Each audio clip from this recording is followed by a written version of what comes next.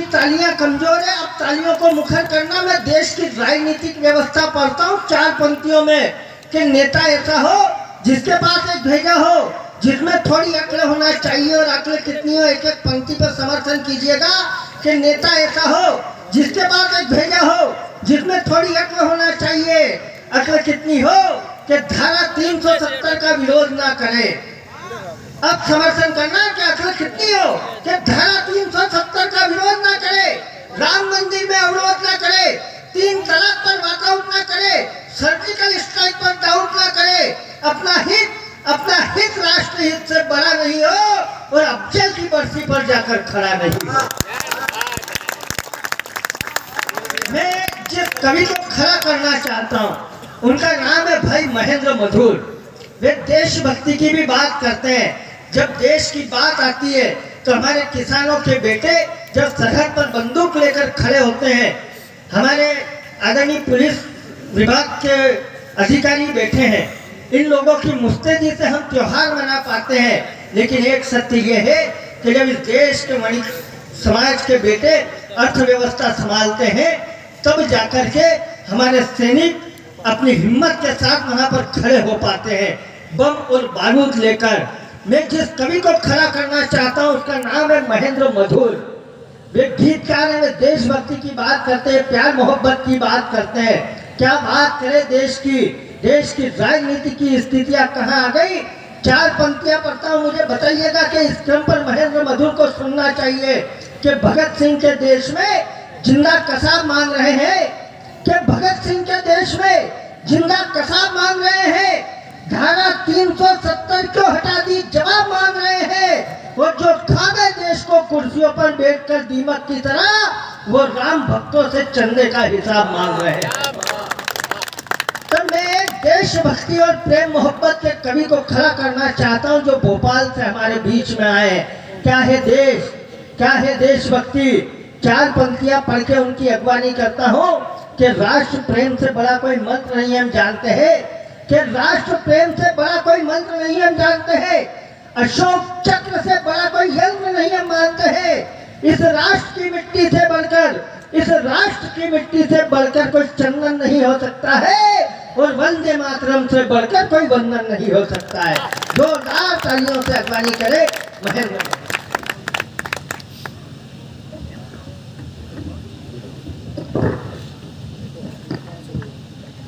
वर्णानामर्थ शंखानां रसानां छंदसामपि मंगलानां च कर्तारो वंदे वाणी विनायक। माता वागीशा को प्रणाम करते हुए आप सबकी उपस्थिति को प्रणाम करता हूँ।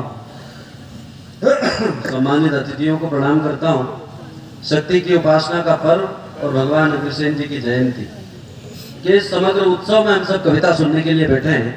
हिमांशु को हमने सुना, देश के लोकप्रिय संचालक और हास्य के सम्राट आदरणीय अतुल ज्वाला जी इस मंच का संचालन कर रहे हैं। केशवदेव मारवाड़ी जी अभी आपके बीच होंगे, प्रेरणा दीदी आपके बीच होंगी। ये कवि सम्मेलन अपने आप में बहुत यादगार होने वाला है कुछ क्षणों के बाद में। जैसे हिमांशु ने कहा भूमिका में खड़े हुए हैं, मैं भी कोशिश करता हूँ आपसे, क्योंकि आप कविता के लिए इन सब ने बहुत लंबी यात्रा की है। ये गणेश उत्सव से लेकर के हर रात कहीं ना कहीं किसी न किसी शहर के मेहमान होते चले जा रहे हैं। कवियों का रोज रात जागरण हो रहा है, रोज रात कविताएं सुनाई जा रही है। जैसा सुनना चाहते हैं लोग वैसा ये सुना देना उचित समझते हैं। भीड़ के, चौराहों के, मेले ठेले के कवि सम्मेलनों की अपनी भाषा होती है, लेकिन जब परिवार में बैठकर के कविता सुनानी हो तो कविता की अपनी भाषा होती है। और मैं आपसे उसी भाषा में संवाद करना चाहता हूँ जो परिवार के बीच बैठ करके सुनाई जाती है। मेले ठेले के अभ्यास में कविता सुनाना और कवि सम्मेलन सुनाना, बस अब केवल जवाबदारी आपकी इतनी सी है कि आपको इस बात की सूचना देनी है कि हम सब मेले ठेले में नहीं, बहुत प्रबुद्ध वर्ग में कविता सुनाने के लिए खड़े हुए हैं। बस एक बार मुझे पीछे तक के लोग, आगे से पीछे तक के लोग एक बार जोरदार तालियां बजाकर इस बात के लिए आदेशित करें कि मैं आप तक पहुंचूं। बहुत आभार। बहुत मन से जैसी बातें हुई है सैनिकों को लेकर के, पुलिस विभाग को लेकर के, इनका तो क्या कहना। अपनी वर्दियों का कलर लाल कर लिया था, लेकिन कुछ अपावन पांवों को संसद में नहीं घुसने दिया था। एक बार जोरदार ताली बजाकर हम इनका अभिनंदन करें। ये वो लोग हैं जिनके दम पर हमारे परिवार सुरक्षित है, हमारे त्योहार सुरक्षित है। हमारे परिवार और त्योहार के बीच सामंजस्य बिठाने वाले इन लोगों के नाम महेंद्र मधुर 4 पंक्तियां आप तक पहुंचाता है। आपका मन करे कि इनका समग्र रूप से अभिनंदन होना चाहिए, तो वो अभिनंदन करेगी आपकी तालियां। ये लोगों का निर्माण होता कैसे है?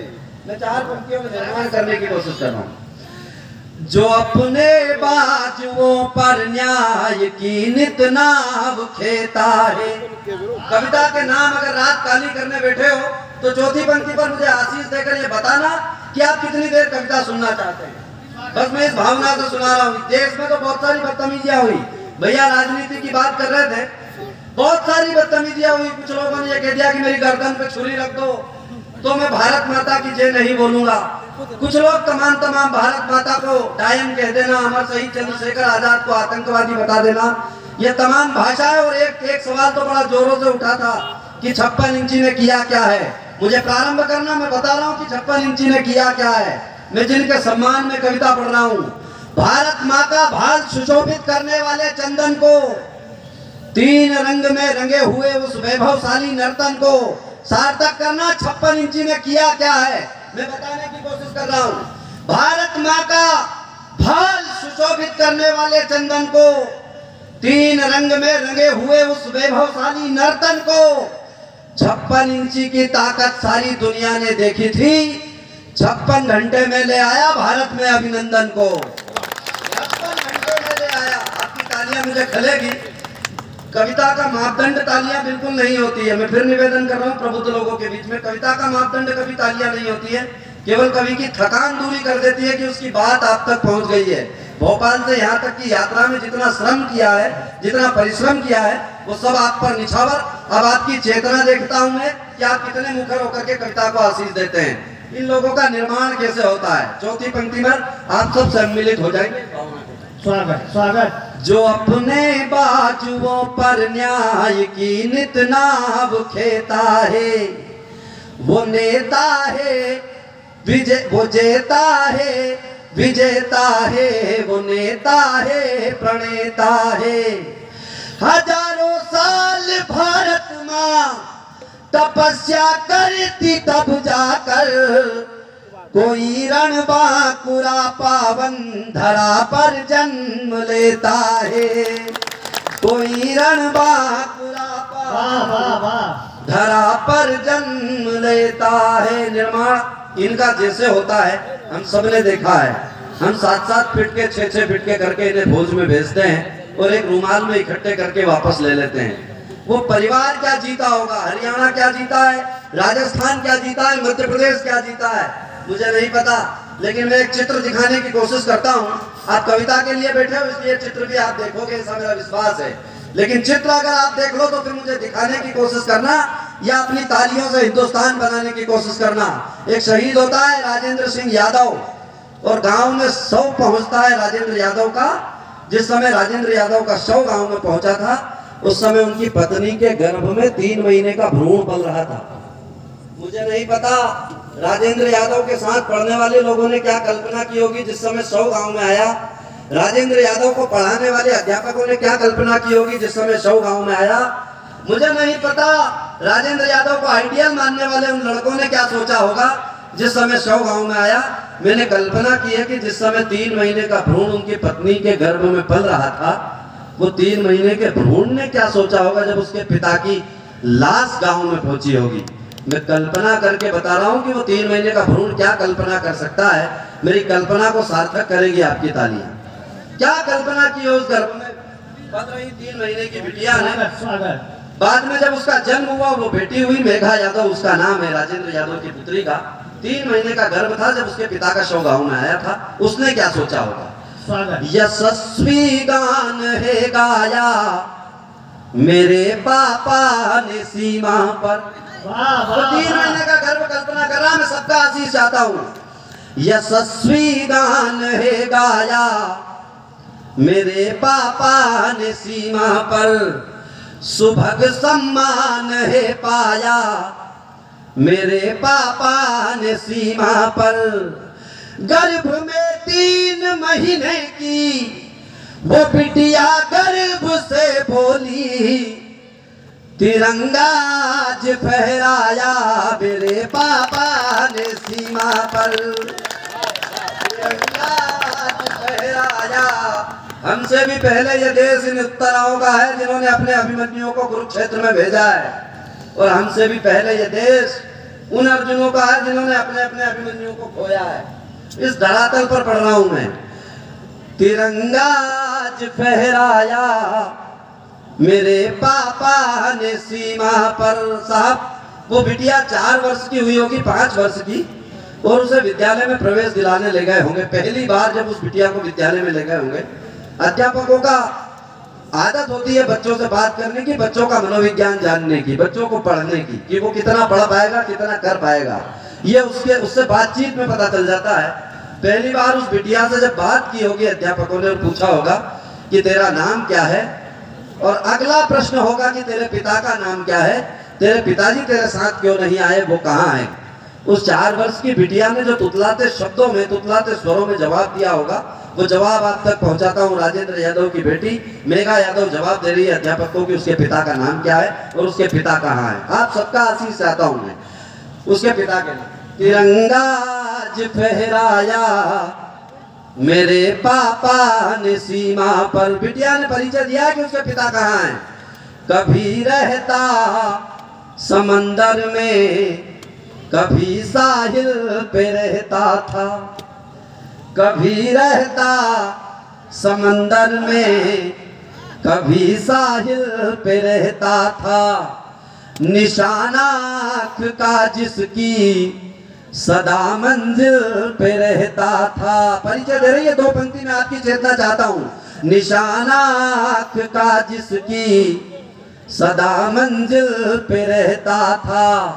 प्रथम दिन पाठशाला में गया, पूछा तो वो बोली मैं उस टाइगर की बेटी हूँ जो टाइगर हिल पे रहता था। टाइगर की बेटी हूँ जो टाइगर हिल पे रहता था। कल्पना करिए साहब, जिसके गर्भ में वो 3 महीने का भ्रूण पल रहा है, वो जब सरहद पर गया होगा तो उससे क्या क्या वादे करके गया होगा और क्या क्या बात करके गया होगा। और अंतिम बार जब बात हुई होगी और जब राजेंद्र यादव ने घर आने का कहा होगा तो उनकी पत्नी ने उनसे क्या कहा होगा। मैं कल्पना भर कर रहा हूं, इस कल्पना को सत्यम शिवम सुंदरम की चरितार्थता आप लोग प्रदान करेंगे इस भरोसे के साथ। पत्नी ने क्या सोचा होगा।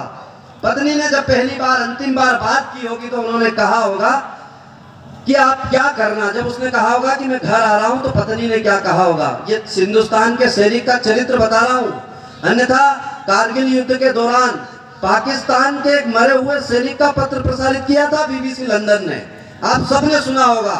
वो पत्र था, पाकिस्तान के मरे हुए सैनिक ने अपने घर पर सूचना दी थी कि जान से प्यारी बेगम जहां आ रहा, बहुत ध्यान से सुनना, जान से प्यारी बेगम जहां आ रहा, मैं पहाड़ की चोटी पे बड़े मजे में हूं।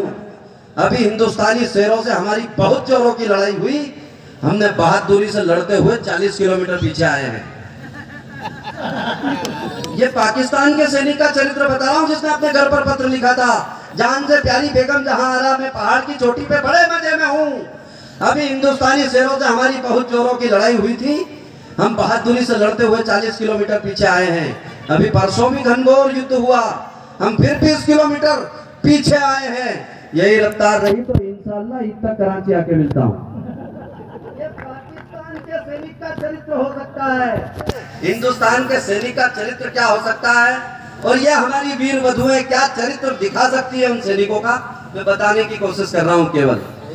पुकारे भारती तुमको तो घर की राह मत करना। शायद ये कहा होगा, शायद ये कहा होगा राजेंद्र यादव की पत्नी ने। पुकारे भारती तुमको तो घर की राह